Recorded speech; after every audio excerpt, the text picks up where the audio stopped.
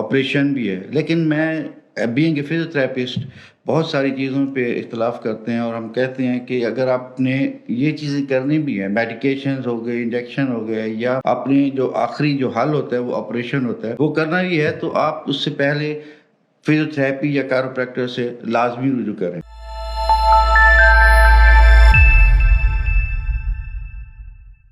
السلام علیکم، میرا نام ڈاکٹر ندیم اختر ملک ہے. پروفیشنلی میں فزیوتھراپسٹ اور chiropractor. From King Edward Medical College میری گریجویشن ہے ایز اے فزیوتھراپسٹ، اور پولینڈ سے میری ڈپلوما ہے کائروپریکٹر کا 2018 میں. کرنٹلی میں ایز HOD ممتاز بختیار میموریل ہاسپٹل لاہور میں کام کر رہا ہوں.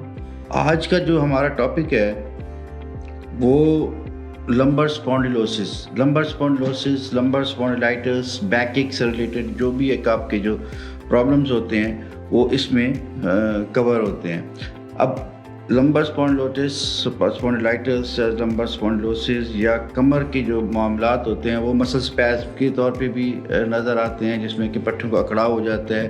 جیسے IT کے لوگ جو ہیں بہت زیادہ کام کرتے ہیں، یا بہت سارے ایسے لوگ جو کھڑے ہونے کے کام کرنے والے ہیں یا زیادہ تر بیٹھ کے کام کرنے والے ہیں، چیئر پہ لانگ ڈیوریشنس کے لیے 6 گھنٹے 8 گھنٹے کے لیے کام کرتے ہیں، تو ان میں یہ پرابلمس زیادہ ہوتی ہے. کمر کی پرابلمس، کمر کے ساتھ ہی ڈیفینیٹلی کہ آپ کا نیک کا پرابلم بھی آ جاتا ہے، جس میں گردن کا پرابلم آتا ہے اور پھر آپ کے بازو میں پین اور وہ ساری ریڈیٹ کرتی ہے. لیکن آج ہم ایمفسس کریں گے اپنے کمر کے درد کو، جس میں پوسچرل بھی ہے، جس کو ہم میکینیکل بیک کک کہتے ہیں، اور میکینیکل بیک کک اس کو کہتے ہیں جس میں زیادہ تر بیٹھ کے کام کرنے والے لوگ زیادہ انوالو ہوتے ہیں. اس کے علاوہ اس میں موروں کا بہت زیادہ انوالومنٹ آ جاتی ہے، جس میں کہ پروٹروژن ہوتی ہے، موروں کا اسپیس بڑھ جاتی ہے، یا اس میں ڈسک کی ایک پروٹریوڈ آ جاتی ہے، یا آگے ہرنیٹ ہو جاتی ہے، اور وہ آگے اس کو اسپائنل کارڈ کو کمپریس کر رہی ہوتی ہے.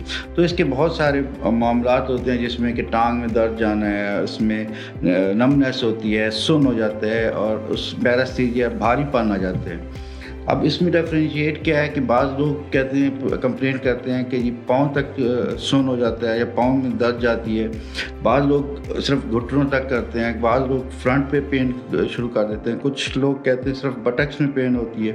تو یہ سارے ریلیشن جو ہوتی ہے وہ سارے ریلیٹڈ ہوتے ہیں آپ کے لمبر ریجنز پہ، یا کمر کے جو مورے ہیں نیچے والے اس پہ انوالومنٹ ہو جاتی ہے. تو اس میں ساری یہ چیز ہوتی ہے.